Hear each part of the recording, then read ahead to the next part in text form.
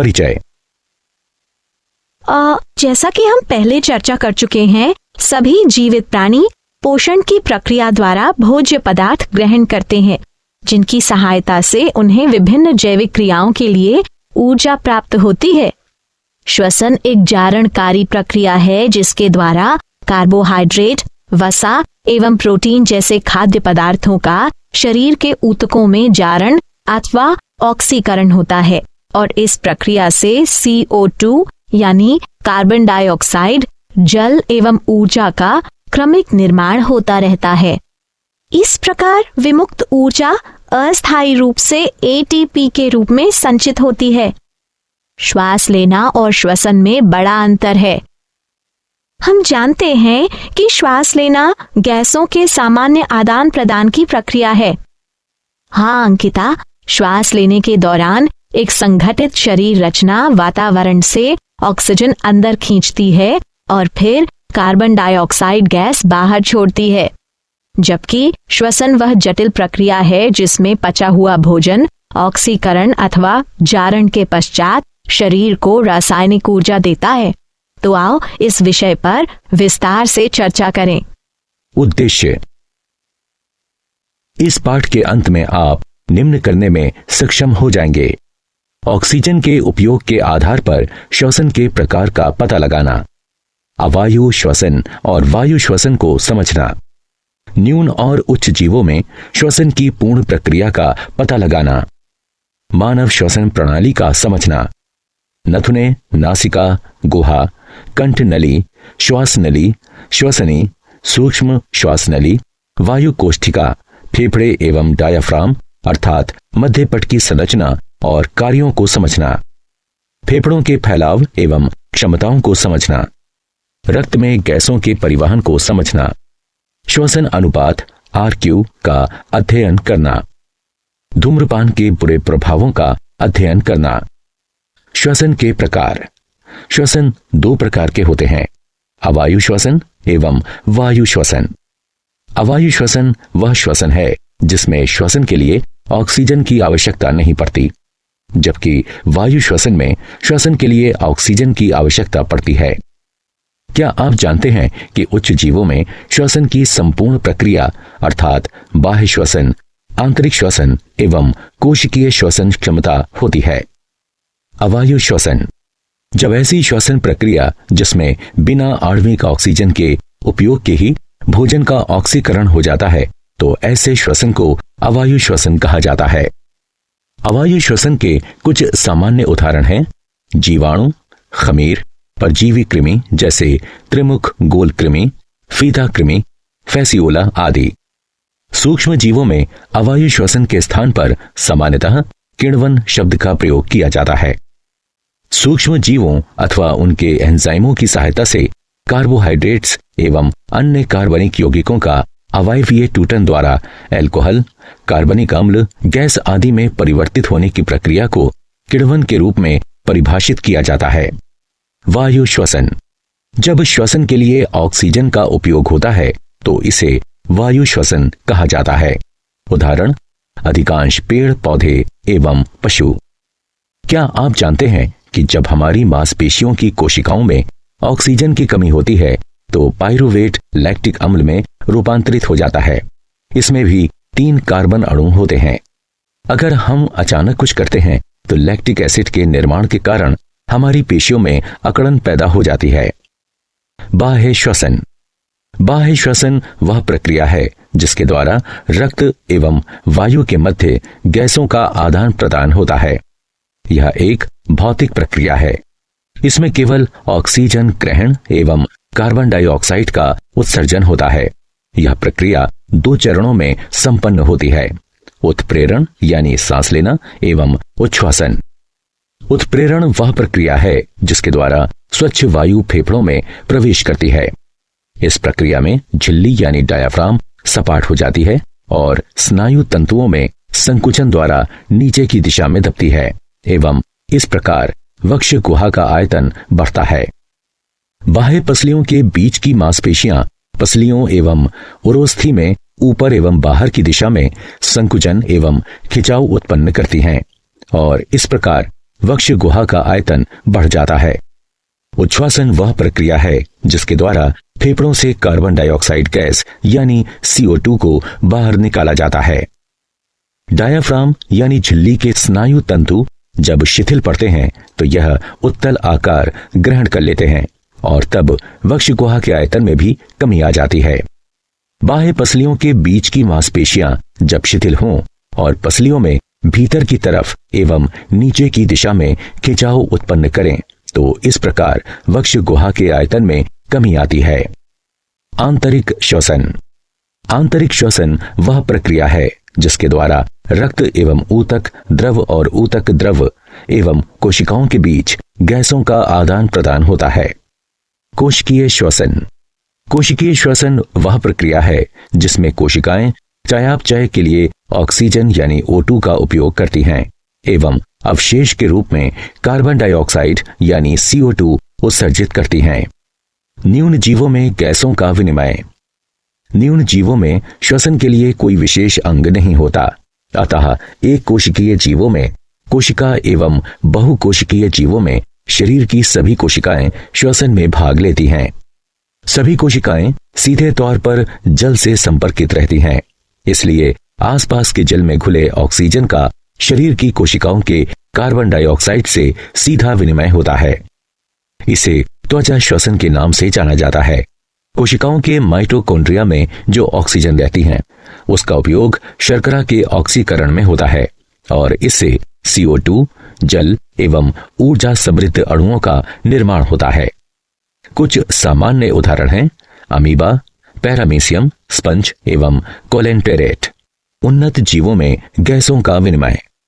उन्नत जीवों के शरीर की भित्ति मोटी होती है, परिणाम स्वरूप विसरण संभव नहीं होता एवं इनमें चयापचय की दर भी उच्च होती है, अतः इन्हें अधिक ऊर्जा की आवश्यकता पड़ती है।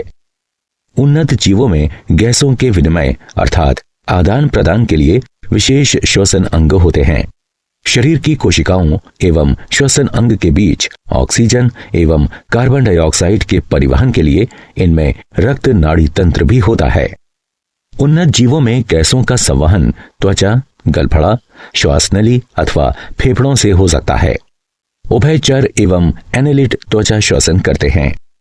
वैसी त्वचा से गैसों का संवहन हो सकता है जो पतली, नमीयुक्त, संवहनी एवं पारगम्य होती हैं। इसे त्वचीय श्वसन भी कहा जाता है। कड़ी खाल वाले जानवर, उपास्थि वाली मछलियां, बौनी मछलियां एवं मेढकों जैसे उभयचर गलफड़ा श्वसन करते हैं। इस प्रकार के श्वसन को क्लोम श्वसन भी कहा जाता है। ऑक्सीजन जल से ग्रहण किया जाता है। जल में घुले ऑक्सीजन एवं गिल लामेल्ले की रक्त कोशिका में विद्यमान कार्बन डाइऑक्साइड का विनिमय तब होता है जब जल गलफड़ों के ऊपर से गुजरता है। कीड़ों मकोड़ों में श्वास नली द्वारा श्वसन क्रिया होती है।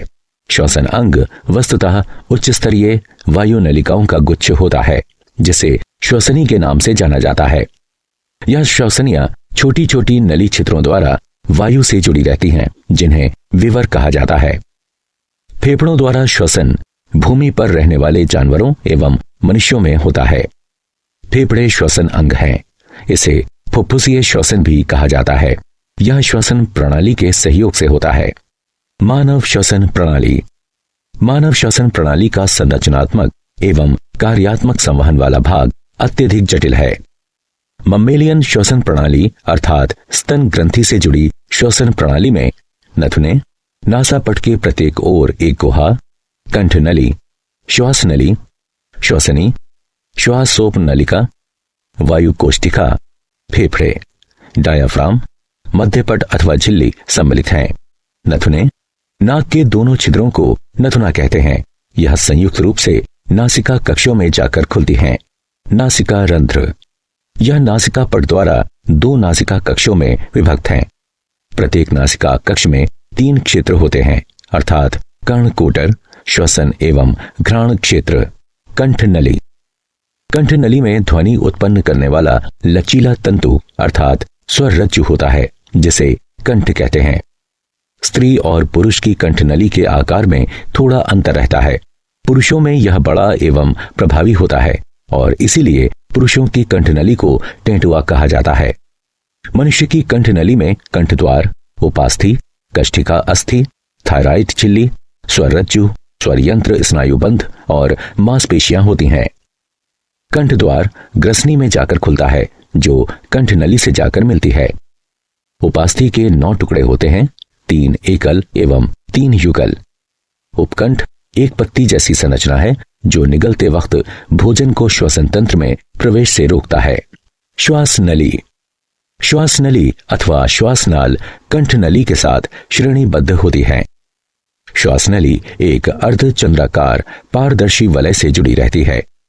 श्वास नली की श्लेष्मल झिल्ली के साथ एक क्रमबद्ध छदम स्त्रीकृत रोमक उपकला रहती है, जिसमें बलगम युक्त स्रावित चषक कोशिकाएं होती हैं और यह श्लेष्मय झिल्ली को बाहर धकेलने में मदद करती है। श्वसन नलियां। श्वसनी बहुवचन श्वसनीय, विशेषण श्वसनी संबंधी। श्वसन प्रणाली का वह वायु मार्ग है जो वायु के फेफड़ों तक खींचता है। श्वासोप नलिका। श्वसनी गुच्छ में छोटी नलिकाएं होती हैं, जिन्हें श्वासोप नालिका कहते हैं। फेफड़े के इस भाग में गैसों का विनिमय नहीं होता है। वायु कोष्ठिका। वायु कोष्ठिकाएं फेफड़ों की परम संरचनात्मक एवं शारीरिक इकाइयां हैं। वायु कोष्ठिका गैसों के विनिमय के लिए विसरण द्वारा बहुत बड़ी सतह जैसे स्तनधारियों की आंत में विली उपलब्ध कराती हैं। गैसों का विनिमय वायु कोष्ठिकाओं की श्वसन झिल्ली में सर्वत्र होता है। फेफड़े। प्रत्येक फेफड़ा दोहरी झिल्ली से ढका होता है, जिसे फुफ्फुस आवरण कहते हैं। फेफड़े को ढकने वाली बाहरी झिल्ली को पार्श्व फुफ्फुस आवरण कहते हैं। फेफड़े को ढकने वाली भीतरी झिल्ली को आंत्र फुफ्फुस आवरण कहते हैं। मनुष्य के दाहिने फेफड़े में 3 परलिकाएं होती हैं एवं बाएं फेफड़े में 2। डायाफ्राम अर्थात मध्यपट। डायाफ्राम अर्थात मध्यपट गुंबदाकार मांसपेशीय संरचना है, जो वक्ष एवं उदर गुहाओं को एक दूसरे से अलग करते हैं। डायाफ्राम स्तनधारियों की विशेषता है। डायाफ्राम की आपूर्ति मध्यच्छद नसों द्वारा की जाती है। डायाफ्राम में छेद होने की स्थिति में सांस रुक सकती है और यह प्राणघातक हो सकता है। श्वसन एवं फेफड़े का आयतन एवं क्षमताएं। 4 प्रकार के श्वसन आयतन होते हैं। ज्वारीय आयतन अर्थात टाइटल वॉल्यूम यानी टीवी। श्वास ग्रहणात्मक निग्रह आयतन अर्थात इंस्पिरेटरी रिजर्व वॉल्यूम यानी IRV। श्वास निस्सरण निग्रह आयतन अर्थात एक्सपायरेटरी रिजर्व वॉल्यूम यानी ERV एवं अवशिष्ट आयतन अर्थात रेसिड्यूल वॉल्यूम यानी RV। इसी प्रकार 4 श्वसन क्षमताएं भी होती हैं। श्वास ग्रहणात्मक क्षमता अर्थात इंस्पिरेटरी कैपेसिटी IC, कार्यात्मक अवशिष्ट क्षमता अर्थात फंक्शनल रेसिड्यूल कैपेसिटी FRC, महत्वपूर्ण क्षमता अर्थात वाइटल कैपेसिटी यानी VC एवं फेफड़ों की क्षमता अर्थात टोटल लंग कैपेसिटी यानी TLC। श्वास गति को अंकित करने वाले यंत्र को स्पाइरोग्राम कहा जाता है। हवा की वह मात्रा जिसे फेफड़े वहन कर सकते हैं, संग्रहित रख सकते हैं अथवा विभिन्न परिस्थितियों में छोड़ सकते हैं, इसको फुफ्फुसीय आयतन कहते हैं एवं 2 अथवा 2 से अधिक फुफ्फुसीय परिमाणों के योग को फुफ्फुसीय क्षमता कहते हैं। फुफ्फुसीय आयतन को मापने के लिए जिस उपकरण का हम उपयोग करते हैं उसे सामान्यतः स्पाइरोमीटर अथवा रेस्पाइरोमीटर कहा जाता है। रक्त में गैसों का परिवहन। ऑक्सीजन का परिवहन रक्ताणु में उपस्थित श्वसन वर्णक यानी हीमोग्लोबिन RBCs की सहायता से रक्त द्वारा 98.5% ऑक्सीजन O2 का परिवहन होता है। हीमोग्लोबिन के एक अणु में ऑक्सीजन के अधिकतम 4 अणु होते हैं। 1 ग्राम हीमोग्लोबिन में लगभग 1.34 ml ऑक्सीजन यानी O2 होता है। इस प्रकार 100 ml शुद्ध रक्त में 20 ml ऑक्सीजन होता है।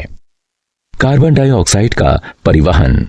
रक्त द्वारा कार्बन डाइऑक्साइड का परिवहन ऑक्सीजन की तुलना में बहुत आसान होता है, क्योंकि कार्बन डाइऑक्साइड की जल में घुलनशीलता का स्तर उच्च है। परिवहन के दौरान कार्बन डाइऑक्साइड का 7% प्लाज्मा में विघटित हो जाता है, जबकि 23% कार्बामिनो हीमोग्लोबिन के रूप में एवं 70% बाइकार्बोनेट के रूप में। अधिकांश कार्बन डाइऑक्साइड का प्लाज्मा में परिवहन सोडियम बाइकार्बोनेट के रूप में रक्त द्वारा होता है। श्वसन अनुपात RQ। निर्मुक्त किए गए CO2 के आयतन एवं अवशोषित O2 के आयतन के अनुपात को श्वसन अनुपात कहा जाता है। श्वसन अनुपात अर्थात RQ का आधा स्तर अर्थात सबस्ट्रेट के परिमाण पर निर्भर करता है। यद्यपि RQ के निर्धारण से हमें श्वसन में उपयोग किए जा रहे सबस्ट्रेट की प्रकृति और चयापचय के प्रकार का पता चलता है। धूम्रपान के बुरे प्रभाव। तंबाकू के धुएं में भारी मात्रा में जहरीले रसायन होते हैं जो मानव के स्वास्थ्य पर बुरा असर डालते हैं। इससे फेफड़ों का कैंसर, खांसी, ब्रोंकाइटिस अर्थात फेफड़े में सूजन, वात स्फीति एवं कार्बन मोनोऑक्साइड विषाक्तता हो सकती है। क्या आप जानते हैं अधिकांश कोशिकीय प्रक्रियाओं के लिए ATP ऊर्जा मुद्रा की तरह है। श्वसन क्रिया के दौरान जो ऊर्जा मुक्त होती है उसका उपयोग ADP एवं अकार्बनिक फॉस्फेट से ATP अणु के निर्माण में होता है। कोशिका में ऊष्माशोषी प्रक्रिया संपन्न कराने के बाद रासायनिक प्रतिक्रिया को आगे बढ़ाने के लिए इस ATP का उपयोग किया जाता है। जब जल के उपयोग से ATP में टर्मिनल फॉस्फेट लिंकेज विघटित होता है तो इस प्रक्रिया के दौरान जो ऊर्जा उत्पन्न होती है वो 30.5 kJ मोल के बराबर होती है। मांसपेशियों के संकुचन, प्रोटीन संश्लेषण, तंत्र का आवेगों के चालन एवं अन्य अनेक गतिविधियों के लिए कोशिकाओं में ATP का उपयोग होता है। यदि वायु कोशीय सतह में फैलावाता है तो यह लगभग 80 m वर्ग आयतन आच्छादित करेगा। यदि हमारे शरीर में ऑक्सीजन के स्थानांतरण के लिए विसरण किया जाता है तो ऑक्सीजन के एक अणु को फेफड़े से पैर की उंगलियों तक संचरण करने में अनुमानतः 3 वर्ष का समय लगेगा। सारांश। आइए हमने जो कुछ सीखा है उसे संक्षेप में दोहराएं। श्वसन की 2 प्रक्रियाएं होती हैं, सांस लेना और सांस छोड़ना। पसली की मांसपेशियां एवं डायाफ्राम सांस लेने में सहयोगी की भूमिका निभाते हैं। ऑक्सीजन की सहायता से वायु श्वसन होता है और इसी के कारण हेक्सोज पूर्णतः विघटित होकर कार्बन डाइऑक्साइड एवं जल में परिणत हो जाता है। अवायु श्वसन ऑक्सीजन की अनुपस्थिति में होता है और इसमें आधा स्तर अर्थात सबस्ट्रेट का अपूर्ण विघटन होता है।